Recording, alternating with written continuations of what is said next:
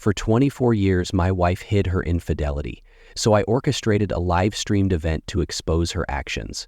I had been completely unaware and content, believing my marriage was unshakable. However, my illusions were shattered when I discovered that my wife, Dunya, had been unfaithful and dishonest. My name is John Miller, though friends call me Jay. Fitness is a significant part of my life. I spend 5 days a week at the gym. Standing 6 feet 3 inches tall and weighing 192 pounds, I make self-care a priority. 8 years ago, I took a bold step, leaving a corporate career to launch my own successful business. At the same time, Dunya has remained with a prominent company ranked among the 50 largest for the past 24 years. She started her career as an operational analyst just 1 month after we married. About 5 years ago, she transitioned into a training unit instructor role to adapt to changing technologies. Her job requires her to attend at least 20 days of educational programs every year. At 46, Dunya is remarkably attractive, standing 5 feet 8 inches tall and weighing 118 pounds, defying typical expectations for a mother of 2. Each morning, she joins a group of 6 neighborhood women for an intense 6-mile run at dawn. Our 22-year-old daughter, Emily, has recently graduated from Florida State University and, like her mother, has chosen a career in education. She is now a first-grade teacher in Naples. Running has been a family activity, with Emily joining her mother's running group at the age of 14. I am proud that she shares my passion for beer brewing, a hobby of mine, and has even become a member of a beer club in Naples. I enjoy attending these events with her whenever possible. Our 21-year-old son, Kent, also recently graduated, completing his studies at the University of Florida. While he is eager to join my business, I have insisted he spend 5 years gaining corporate experience, as I believe real-world exposure is essential for his growth. Unlike the rest of us, Dunya has no interest in beer and finds its smell unpleasant. I plan my brewing sessions carefully, ensuring they coincide with her trips, such as her current visit to Dallas.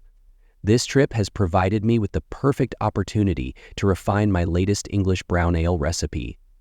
Life felt like it had reached a pinnacle, but I had no idea how drastically things were about to change.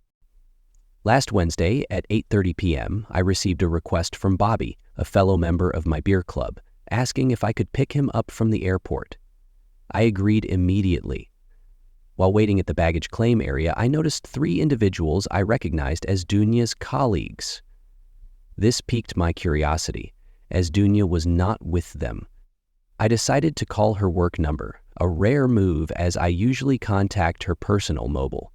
Her office voicemail informed me that she would be out of the Dallas office until Wednesday, conducting training sessions, and would not be available until Monday. It also mentioned she wouldn't be home on Thursday or Friday, and advised leaving a message. When I met Bobby, I shared my confusion with him, and he suggested I talk to Steve, another beer club member who also works as a local police detective. Acting on his advice, I called Dunya to hear her voice. She warmly expressed her longing to hug me and mentioned she was looking forward to returning home on an early Friday flight. She assured me of her love, but emphasized the importance of fulfilling her responsibilities, explaining that it wouldn't be fair to neglect them. The unsettling thought that Dunya's actions might constitute her first act of infidelity kept gnawing at me. Despite the late hour, I reached out to Steve and we met for a beer. I confided in him, explaining my suspicions. While Bobby's colleagues had returned with luggage from the trip, Dunya had told me she would be in Dallas until Wednesday and on vacation afterward. Yet she had claimed she would be teaching until Friday. Steve listened attentively and recommended I contact Frank Jones, a senior figure who might have additional insights. I thanked him for his advice and mentioned my intention to follow up with Frank. The following morning, as the sun began to rise, Frank Jones made an unexpected appearance at my house, prompted by Steve. After I recounted my story, Frank began questioning me. Following a brief pause, he asked a striking question. Had I truly been happy during my 24-year marriage, and was I genuinely prepared to uncover the full truth? Curious, I asked why he posed such a question. Frank cautiously explained that, in his experience, most marriages in similar situations ended in divorce. He then presented several important questions for me to reflect on. How much information did I really want? How far back should the investigation go? What was my budget? And was I ready to confront whatever truths might surface? In shock, I sat silently for a moment before finally responding. "Frank," I said, "I need to know everything. When, where, with whom. I want to go as far back as possible. I'll spare no expense to uncover the truth. If I've been betrayed, I need to understand the full extent." With that resolved, we decided that Frank would reach out to a trusted colleague, a private investigator in Dallas, to delve into Dunya's background. Additionally, one of his team members would examine her training schedule. Frank also instructed me to contact the 3 instructors I had seen at the airport and wait for their responses. At around 5 p.m., Frank returned and quickly installed surveillance cameras in the bedrooms, office, and kitchen. He also placed a voice recorder in the house. We then headed to the airport and located Dunya's car. Frank discreetly installed a GPS tracker in the trunk and a voice recorder under the front seat. Back at my house, we shared a light ale while Frank briefed me on Dunya's teaching schedule. Classes in Dallas, for example, lasted 3 days, starting on Monday and ending Wednesday. Tom, Paul, and Dunya would fly out Sunday afternoon and return Wednesday night. Teaching materials were delivered to the venues a week beforehand, but designated staff, not instructors, were responsible for handling them. As I listened, trying to manage my growing anger, I remembered my father's advice about controlling emotions for better judgment. Frustrated, I stormed into the kitchen and vented, saying Dunya had been deceiving me all along and that her actions must have consequences. Turning to Frank, I asked if he had uncovered anything during my search. Unfortunately, I admitted to finding nothing suspicious myself. The only pattern Frank noticed was that Dunya frequently washed her clothes. We decided that Frank would intercept her luggage at the airport, while I devised a way to disable the washing machine to delay her routine laundry. Before leaving, Frank mentioned that his contact in Dallas was staying at Dunya's hotel and planned to meet with him the next morning before calling me. After Frank left, I found it impossible to sleep in our bedroom and chose Kent's bed instead. Sleep was elusive as I wrestled with my thoughts. Determined to maintain a sense of normalcy, I went to work the following morning.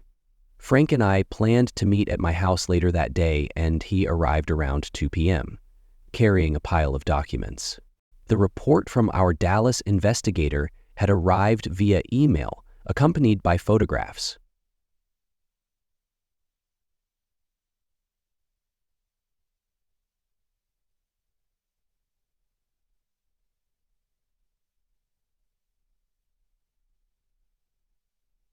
Frank handed me individual close-ups of each person. To help me identify the others, Frank handed me individual close-ups of each person.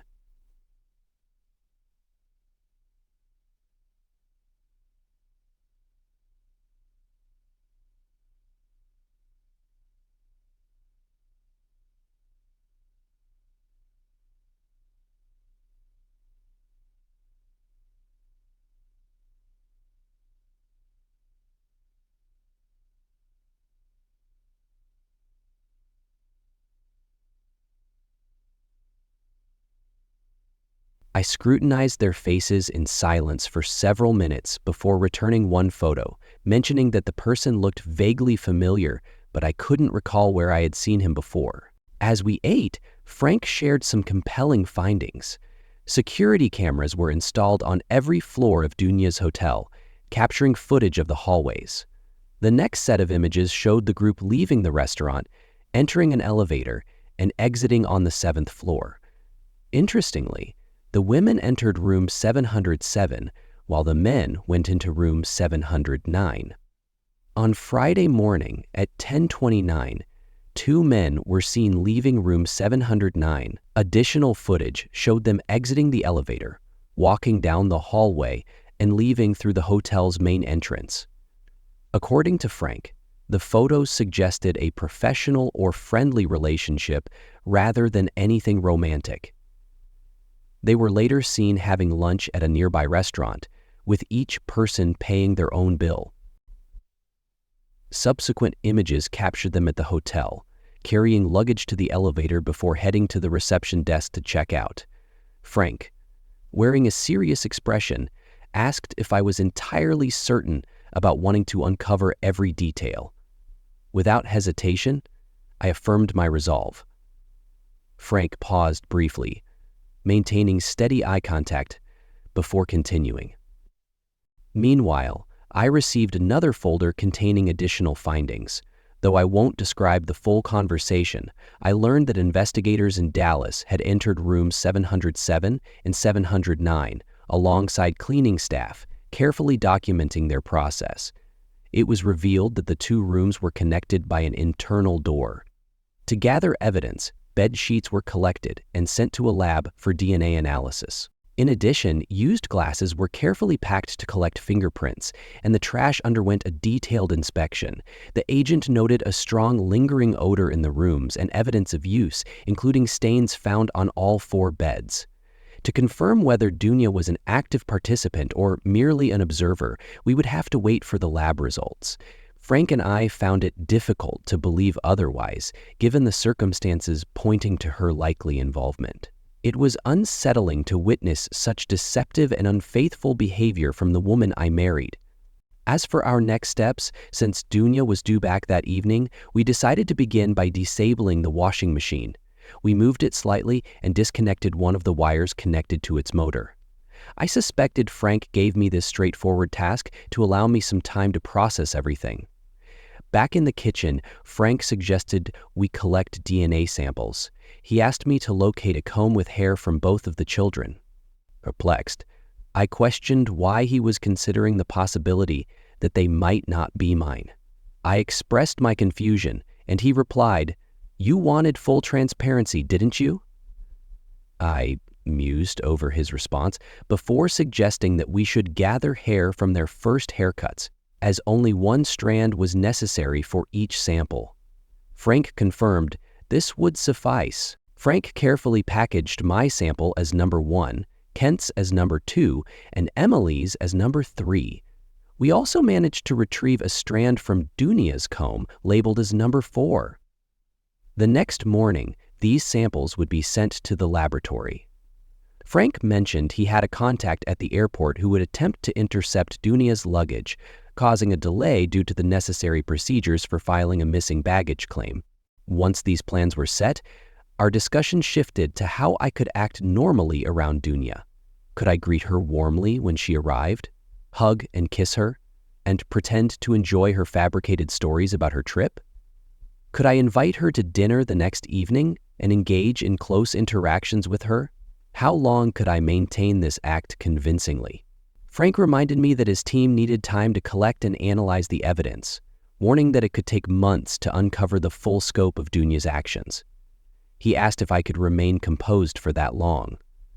I assured him that I was prepared to do whatever was necessary, as my ultimate goal was to uncover the truth. Frank then asked if I could leave for a 3 or 4 day business trip. Thinking about who I could visit without raising Dunya's suspicions, I smiled and said I could visit a longtime client in St. Louis. I planned to inform Dunya on Monday morning, with my return scheduled for Thursday afternoon. When I asked Frank why he wanted me to leave, he explained that if Dunya had any hidden intentions, she might refrain from suspicious behavior while I was gone to avoid drawing attention. However, with her guard down, she might make a careless mistake. Frank believed Dunya had enjoyed her weekend and might be looking to resume a relationship with someone. I settled on the back terrace with a porter in hand, letting my thoughts wander. Aside from Dunya's apparent intent to do laundry early Saturday morning, nothing else seemed to raise my suspicions. Just before dawn, my morning was interrupted by a phone call from Frank. He informed me that Dunya's luggage had successfully reached the lab. He advised me again to remain calm, as Dunya would likely mix her typical travel fatigue with frustration over the airline mishandling her belongings. When Dunya arrived home, She expressed disappointment about 2 missing pairs of pants she had recently purchased, but said that everything else could be replaced, as her essential items were in her carry-on. Seeking comfort, she hugged me tightly and expressed her love, saying how much she had missed me. After a gentle kiss, she went upstairs for a relaxing bath. Meanwhile, I attached the bug to her briefcase and then sat in front of the TV, reflecting on the memories we shared. Despite her fatigue and mild irritation about her luggage, Dunya seemed genuinely happy to be home. I couldn't help but admire the immense love she showed me upon returning. Comparing her efforts to my own, I realized I needed to improve and match her apparent perfection. Determined to fix things and set my doubts aside, I climbed the stairs, preparing for bed, where we could find solace in each other's arms. It seemed Dunya overslept Saturday morning, as she had no pressing concerns about laundry. Before taking a shower, I found myself hesitantly inspecting her underwear and dirty laundry. Although I felt uneasy and invasive, I found nothing unusual. After Dunya's bath, I went downstairs, made coffee, grabbed the newspaper, and waited for her. While pouring my 3rd cup of coffee, she entered the kitchen, smiling and wearing a bathrobe. I greeted her with a cheerful, "Good morning, sleepyhead." Noticing how well-rested she looked, I joked that she seemed ready to conquer the day. She accepted my offer for coffee with gratitude and laughed when I joked about how misplaced luggage could lead to relaxing vacations. I smiled as I continued telling her about the details of my latest batch of English brown ale. Eventually, we decided to finish up, and I managed to bottle 2 cases of my homemade beer before heading to St. Louis. The drive takes more than 8 hours, but I genuinely enjoy driving. It gives me solitude and time to think. Normally, my thoughts revolve around work, but during this trip, my mind was entirely focused on Donna. Along the way, I called Frank to update him on my weekend plans. While he didn't have any new developments to share, he promised to keep me informed. Lost in my thoughts, I was surprised when I realized 4 hours had already passed. I called Frank again, this time wanting to dive into the real issue. I asked him to be honest and tell me what his instincts were saying. After pausing to gather his thoughts, Frank admitted he had spoken with Joe in Dallas, and they were both convinced that Donna had been involved in numerous affairs over a long period. He explained that it was unlikely someone could merely observe hours of such intimate meetings without active participation. Frank went on to say that the group's apparent ease and lack of nervousness only strengthened their suspicions. They didn't cling to one another or behave secretively, but instead moved to separate rooms without drawing attention. Their confidence in their actions suggested years of practice. "I have a feeling you won't be happy with our conclusions about this group, which includes your wife," Frank added. According to their operative, the 6 people often talked about their classes, families, and daily lives, displaying remarkable comfort in their interactions. Notably, they covered their own expenses, avoided sitting next to the same person at meals, and made a point of engaging with everyone in the group. Frank said it was evident that this group had maintained a close relationship for a long time. While they seemed friendly on the surface, once behind closed doors in their hotel rooms, they reportedly threw wild parties. Frank concluded by saying I needed to decide how to handle Donna and the other members of the group. After that conversation, I contacted Michael Davidson, the best divorce attorney in the state. I gave him a brief overview of the situation, and he assured me that his colleague Dave Ford would reach out to me soon. After settling into my hotel room, I called Tanya to let her know I had arrived safely in St. Louis. I then confirmed my golf game plans with Fred. Later that evening, around 9:30 p.m., Frank called to check on me. I told him I had already shared his name with my attorney and that Mike would be contacting Dave Ford on my behalf. Frank found it amusing, noting that Dave's reputation alone could intimidate any lawyer Donna might hire. Exhausted, I admitted that I just wanted this ordeal to be over. If they wanted to play dirty, I was ready to fight back. On Tuesday, I spent the entire day playing golf with Fred. By Wednesday afternoon, around 1 p.m., Frank called to ask about my schedule. I told him I was free for the rest of the day and planned to head home Thursday morning. At 2 p.m., Dave Ford reached out to me. I briefed him on the situation, and he expressed his approval of how I had handled things so far. He praised Frank's investigative team, calling them among the best. Dave then asked about my intentions. I told him that if Donna was confirmed to be unfaithful, I would pursue a divorce. However, I wanted to fully understand the extent of her betrayal before taking any final steps. Dave suggested starting the divorce process and citing infidelity as the cause. We discussed gathering additional evidence during Donna's next class and how I could maintain the appearance of a normal life for the coming months.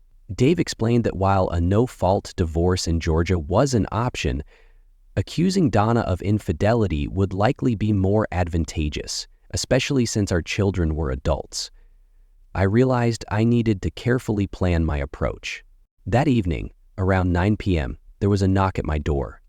To my surprise, Frank and Steve were standing there.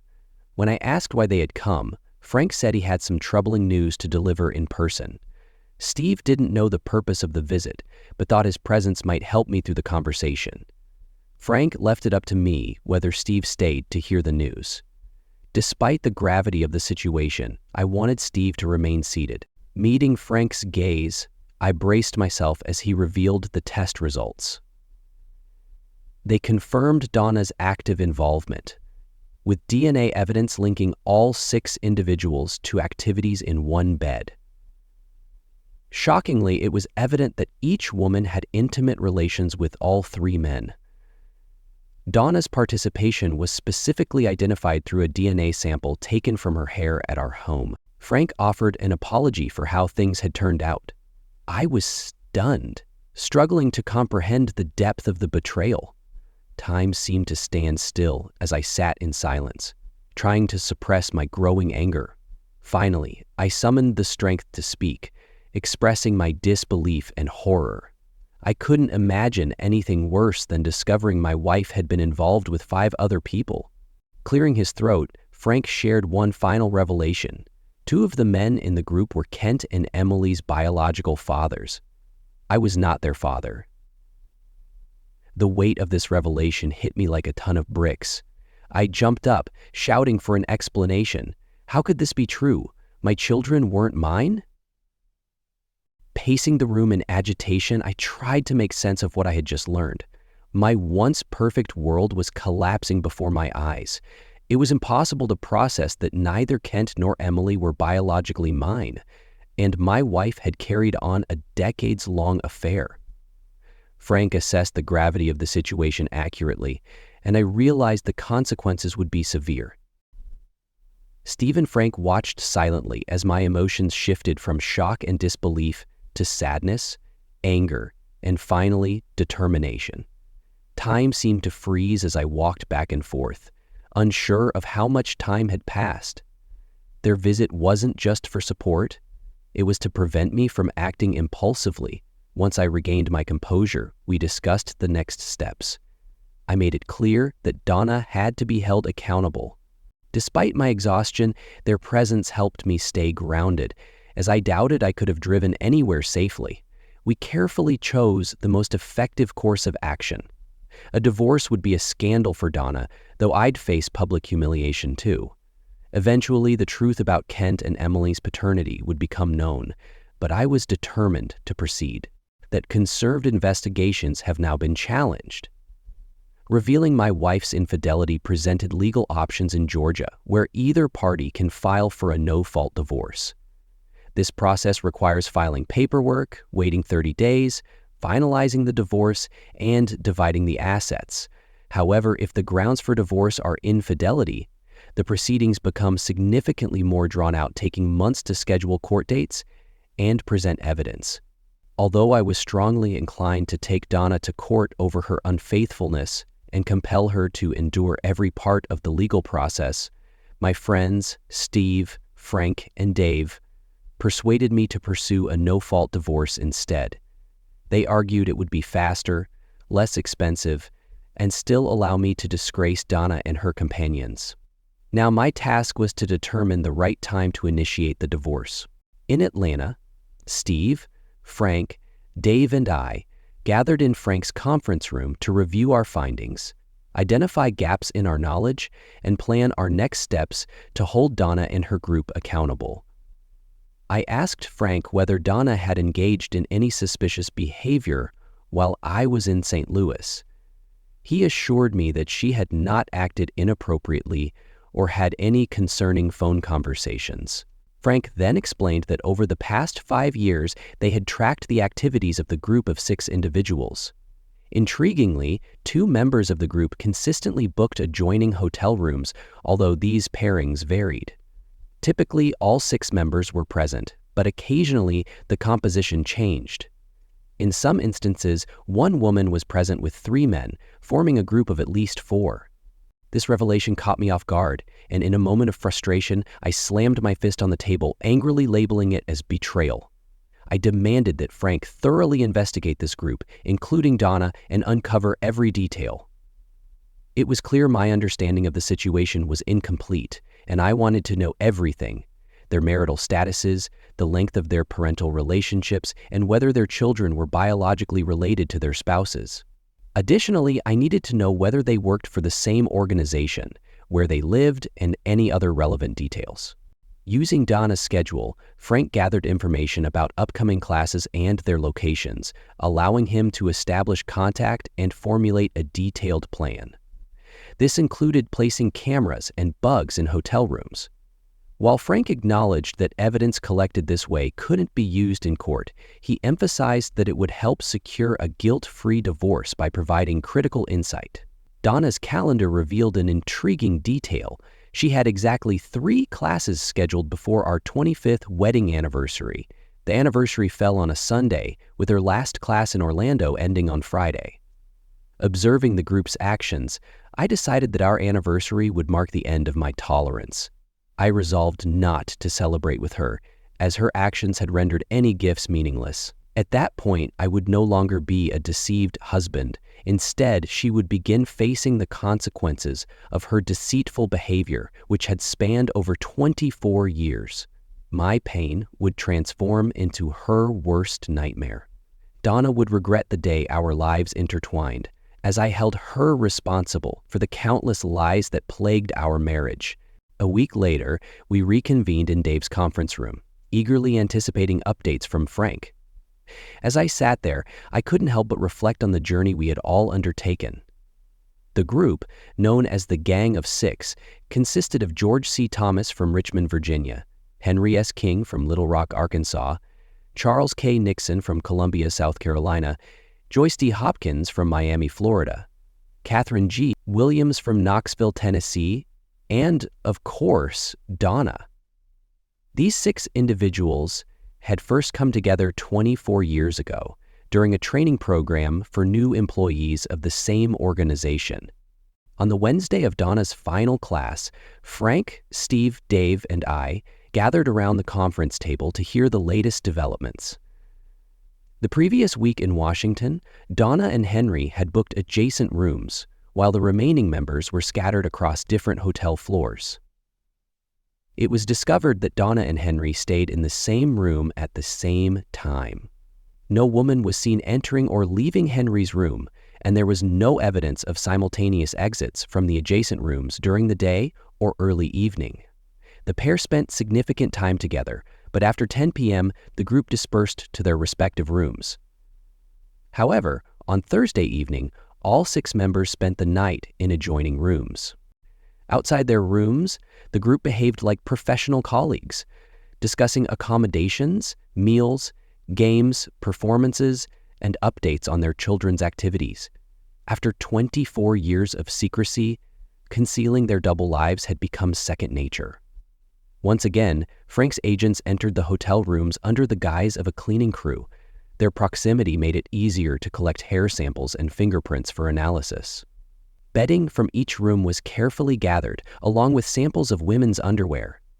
Through irrefutable DNA evidence, the truth was uncovered. George was Emily's biological father, while Chuck was Kent's. Donna's long history of unprotected relations with multiple partners made it impossible to determine the true father of her children definitively. George, from Richmond, Virginia, had been married for 24 years and had 2 adult children. Neither George nor his wife knew they were about to discover another daughter. Similarly, Henry King from Little Rock, Arkansas, was married for 23 years and had 21-year-old twin sons. Charles Nixon from Columbia, South Carolina, had been married to his high school sweetheart for 25 years, with one son. Charles was on the verge of learning that he also had another son. In Miami, Joyce D. Hopkins, happily married, was preparing for her 25th wedding anniversary. She was the proud mother of a 23-year-old son and a 21-year-old daughter.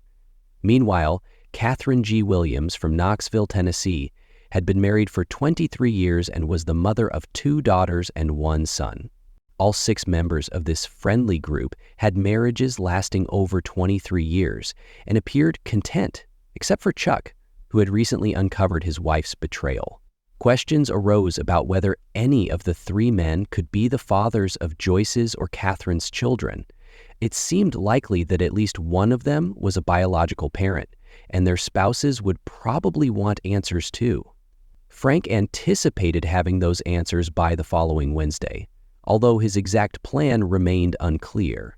During a brief meeting at Dave's office on Wednesday, Frank informed us that Donna's classes in Orlando lasted only 3 days, a surprisingly short duration. The group had planned to spend Thursday and Friday together before the anniversary celebration. Donna's utter disregard for me was beyond question. Even though I knew my marriage was over and had already processed my grief, I found strength in maintaining the appearance of a loving husband. It had become a sort of game for me. I pretended to be caring and affectionate while secretly plotting my revenge against Donna for her betrayal. The irony wasn't lost on me. She had been lying to my face for over 24 years, so I knew I could convincingly pretend to be a doting, albeit absent-minded, husband for a few more months. Frank's team planned to replicate the procedures they had used in Washington when they moved to San Diego. They would meticulously examine all gathered evidence, confident they would uncover the remaining details. Their certainty that events in San Diego would mirror those in Washington gave me some reassurance. Personally, I was eagerly anticipating the upcoming trip to Orlando and relished the thought of making their lives a complete nightmare. Unfortunately, Catherine wouldn't be joining us in San Diego, but with the Orlando classes lasting 3 days, all 6 of us agreed to attend. The idea of spending 2 days away from other colleagues, free to act without scrutiny, brought us a sense of excitement. Donna, meanwhile, was blatantly ignoring our anniversary, choosing to spend time with her companions instead of hurrying home to be with the man she claimed to love. If they chose to attend, they would witness my harsh words towards their mother and her companions. I warned that I might say things that could embarrass them, but reassured them that nothing I said would change how much I cared for them. Since they were now adults, I couldn't legally adopt them, though I would have done so gladly if I could. Despite this, I emphasized that I loved them deeply and always would. I left the decision to join me up to them, urging them to think it over carefully. Regardless of your choice, know that I will love you both unconditionally, now and forever. Kent, with tears in his eyes, asked, "Dad, I know Mom loves you, and you love her. Can't you find it in your heart to forgive her and move on? Why not see a counselor together and try to work this out?" Looking at my children, I struggled to remain calm and composed. How could I answer such a heartbreaking question rationally? Taking a deep breath, I reminded myself that as children, they naturally wanted their parents to stay together. Your deep love for them drives you to cherish every single moment, even when unexpected opportunities take you away from the city temporarily. No matter where you are, your heart yearns to return to the warmth of your family. Grateful for their presence, you offer daily thanks to God, recognizing the immense joy and happiness they bring into your life. In this state of bliss and fulfillment, you find comfort in the belief that life simply cannot get any better. Take a moment to reflect on these thoughts as they settle in your mind. I continued. Picture the happiness on the faces of those you hold dear.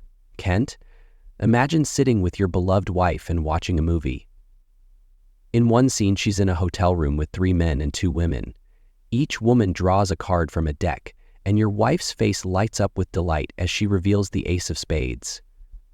Given this scenario, Kent, do you still believe in your wife's love for you? And Emily, imagine your husband is one of the men in this film. How would you feel about forgiveness? Would you consider seeing a psychologist together to work through this issue? Kent sat quietly, tears filling his eyes, while Emily sobbed beside him. Both needed time to process my words and regain control over their emotions. As the movie ended and the credits rolled, it became clear that the group had consistently produced 4 films a year for 24 years. To our surprise, we even gained access to a live stream of them filming in another movie in a hotel room just 1 kilometer away. Moreover, I had managed to collect over 40 hours of video footage featuring your mother and her colleagues during their 3 previous trips. Wouldn't it be devastating, I continued, to learn that you aren't the biological parent of your children? Or worse, that your spouse is the biological parent of someone else's child? How would you feel discovering such truths? Pushing forward, I described a scenario where the person you hold closest to your heart leaves you and your children a day early to seek entertainment with a group of people solely for an extra day of immoral activities. Imagine they extend their stay by 2 more days to continue this lifestyle, then need a full day to recover before spending time with the person they claim to love. How much love, respect, or care do you think they genuinely feel for their spouse or children?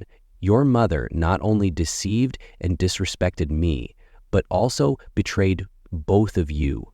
Kent, holding back tears, admitted he had never thought about it from this perspective. He acknowledged his father's point, saying he wouldn't want his own wife to treat him that way. He expressed disbelief that his mother preferred spending more time with this group than with her family. Overwhelmed, Kent declared his love for his father, but said he wasn't sure he could face tomorrow. Apologizing for his father's pain, he promised to keep him updated and added that if his own wife ever did something like that, he would not hesitate to take action. Emily thanked her father for being a wonderful dad, expressing her love for him. She criticized Kent for appearing to prioritize his own interests, comparing him to their mother's behavior with her group. Emily assured her father that she would stand by him tomorrow, encouraging Kent to grow up and take responsibility. Taken aback by Emily's passionate reaction, I admired my children with a fiery determination in my eyes. Emily then asked about the plan for tomorrow. I explained that I had invited the spouses of Donna's colleagues from the group of 6 to join us as part of a surprise celebration. Their spouses believed the occasion was our 25th wedding anniversary, and since they had been part of Donna's life for so long, I thought their presence would be fitting.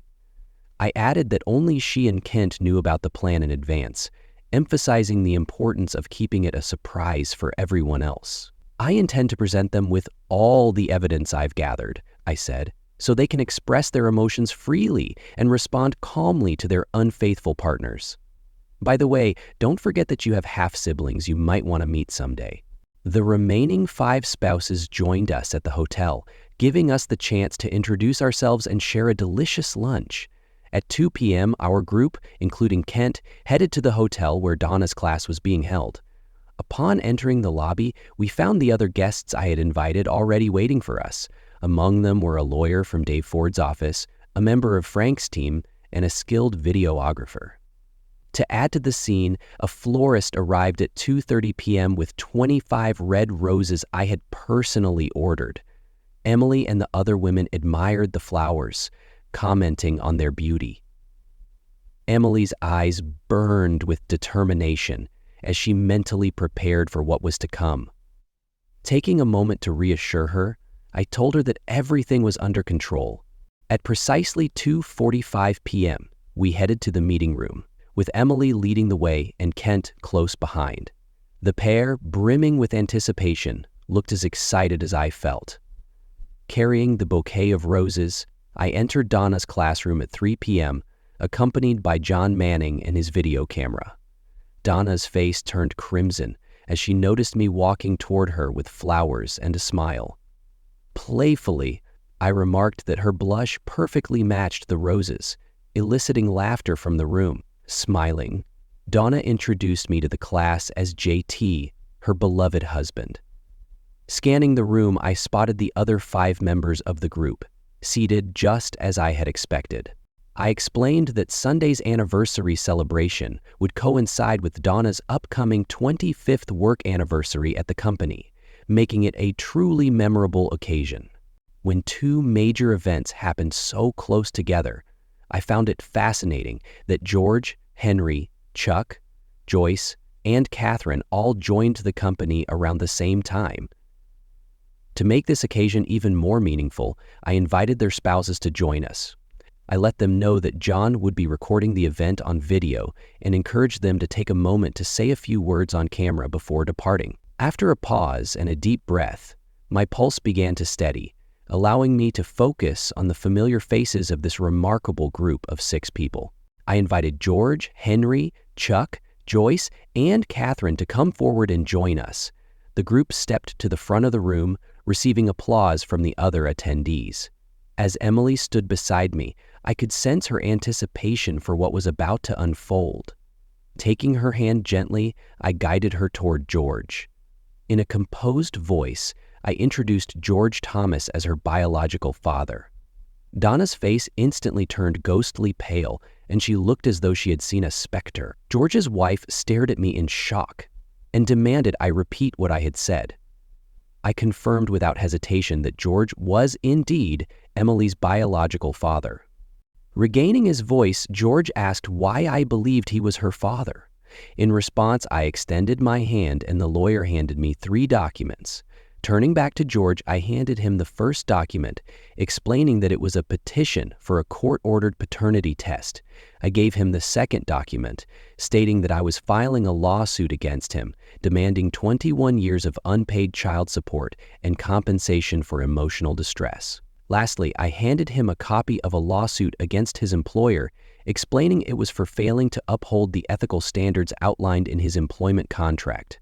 I reassured George's wife that she would receive copies of all the evidence to use as she saw fit. As the room descended into chaos and the spouses realized this was far from a joyous celebration, I found a strange sense of amusement. To my surprise, Kent approached me, stood tall, and nodded silently in acknowledgement. A surge of pride overwhelmed me as I met his gaze, feeling a sense of accomplishment. Moving on to Chuck, I prepared to introduce him to Kent in the same way I had introduced Emily to George. With a steady voice, I told Kent that I wanted him to meet his biological father, Charles Nixon. An unsettling silence filled the room as I pronounced Chuck's middle name.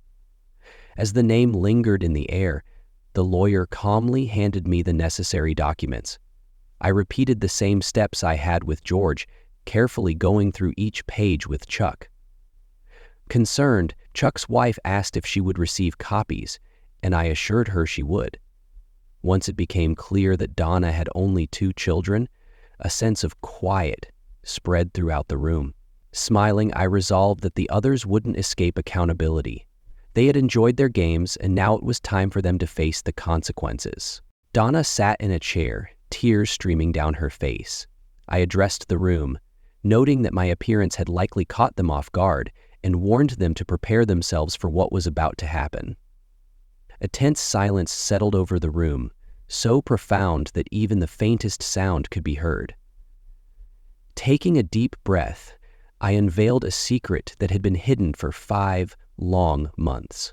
Donna, Joyce, Catherine, George, Chuck, and Henry had been attending classes together solely to avoid their responsibilities.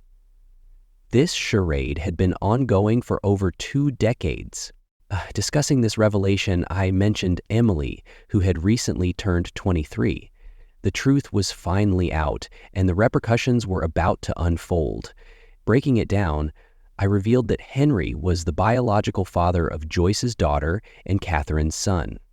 Catherine's eldest daughter was George's child, while Kent's biological father was Chuck. Remarkably, Joyce's son was actually fathered by her husband. Out of the 7 children these 3 women had, only 1 was fathered by their respective spouse. The room erupted into chaos. I won't delve into the remaining details, but imagine all the required legal documents being successfully distributed. Copies were handed to the spouses, resulting in a massive uproar among the group. I firmly handed Donna the divorce papers, instructing her not to contact me, return home, or attempt to see me again. I expressed my profound disappointment in her deceitful behavior and wrongdoing. I appreciated Emily for doing what she believed was best for her mother. The past few days had shown me just how resilient and strong Emily truly was. Kent voiced his love for me and shared his anger toward his mother for tearing our family apart. He asked if he could accompany me on my journey home the next day. Without hesitation, I happily agreed, telling him I'd be glad to have him join me. Emily stood up, embraced me, and said she would spend the night with her mother, as she didn't think Donna should be left alone. As she walked out, her parting words were, "Daddy, I love you." After returning to Atlanta and spending one night in our house, I realized I could never live there again. The memories it held were too painful. While searching for a new place to call home, I stayed in a hotel. Kent accompanied me to Atlanta, but later relocated to Dallas, Texas, where he started his first full-time job. He seems content with his career, having been promoted 4 times. Currently single, he enjoys dating and is considering joining my company this summer.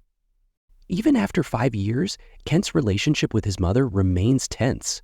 While they occasionally speak on the phone, he hasn't seen her since we left Orlando. On the other hand, Kent and Emily maintain almost daily conversations.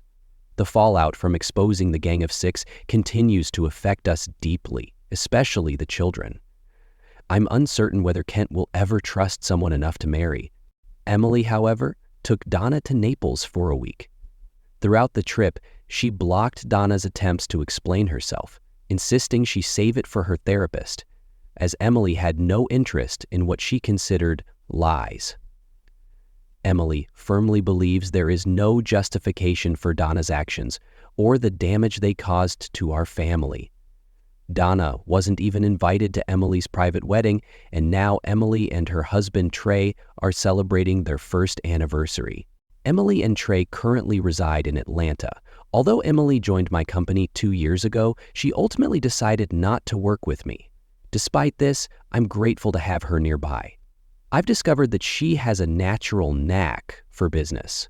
From the outset, Emily made it clear to Trey that infidelity would never be tolerated, fully aware of what Donna's betrayal had done to our family. After the Gang of Six was exposed, their spouses and children reunited in Atlanta 8 months later. Being surrounded by others who shared similar emotions and were trying to move forward helped us all navigate life.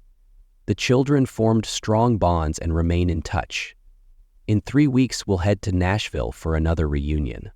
Interestingly, when the Gang of Six first began their infidelity, they would pair up for a week instead of focusing on intimacy. Emily and Kent were named after George's mother and father, forever linking them to their biological parentage. Even after 5 years, their relationship with Donna remains strained. Emily occasionally agrees to lunch with her mother, but Kent refuses to see her at all. Once, I loved Donna deeply, but discovering her deceit and betrayal changed everything. I know it's hard for some men to move on, but I'm not one of them.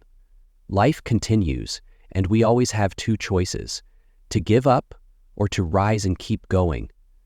My children relied on me, and I relied on them. Donna and I agreed she would keep the house, as it held cherished memories she couldn't part with.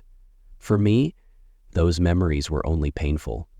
I also resolved matters with George and Chuck, placing the money they contributed into trust funds for Emily and Kent. My goal was never to benefit personally, but to ensure they faced the consequences of their actions. 6 months after finalizing my divorce, I decided to start dating again. My aim was to find someone special to share my life and love with. I believe the key to happiness lies in both giving and receiving love. Until that happens, I'll wait patiently and look forward to the day Emily blesses me with grandchildren to cherish. It's important to note that deceitful acts like betrayal never lead to positive outcomes. Retribution only perpetuates a destructive cycle. Donna faced public humiliation, and karma dealt her harsh blows. Her romantic relationships failed, and she struggled to find stable employment. Currently, she works as a cook in a fast food restaurant. Tragically, a workplace accident left her severely injured when hot oil spilled over her body from the waist down, causing burns on 95% of her skin. It's as though she was scalded alive. The pain must be unimaginable. She is now under close medical care in a clinic.